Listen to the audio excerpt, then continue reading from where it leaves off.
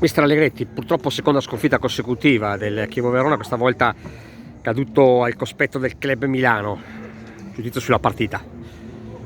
Ma allora, innanzitutto è stata una sconfitta diversa rispetto a quella di settimana scorsa. La sensazione settimana scorsa era che avevamo fatto poco per portare a casa il risultato. Oggi è esattamente il contrario.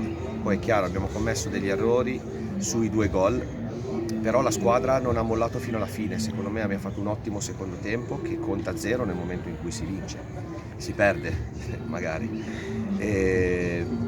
Però è giusto anche analizzare il tipo di sconfitta, perciò dispiace sicuramente quello.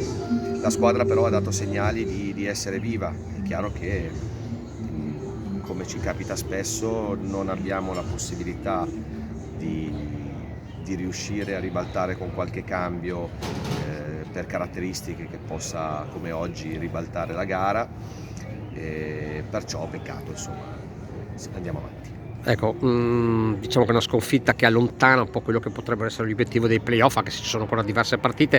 Ecco, magari non so, può essere anche un problema mentale, la squadra un po' dopo una grande rincorsa, non dico che è un po' stanca, ma è stanca mentalmente, appunto, non fisicamente. Ma le cause possono essere tante. Io l'ho sempre detto, questa squadra non mi ha mai dato l'impressione di accontentarsi.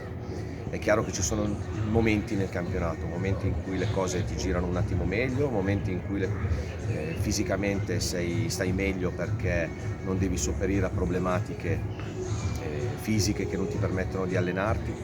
Ci sono tante cause, però devo dire la verità, oggi comunque, come ho detto prima, ho visto segnali di una squadra che comunque ha voglia di fare bene, di vincere. Siamo venuti qua per cercare di fare risultato, ci siamo allenati per cercare di fare risultato.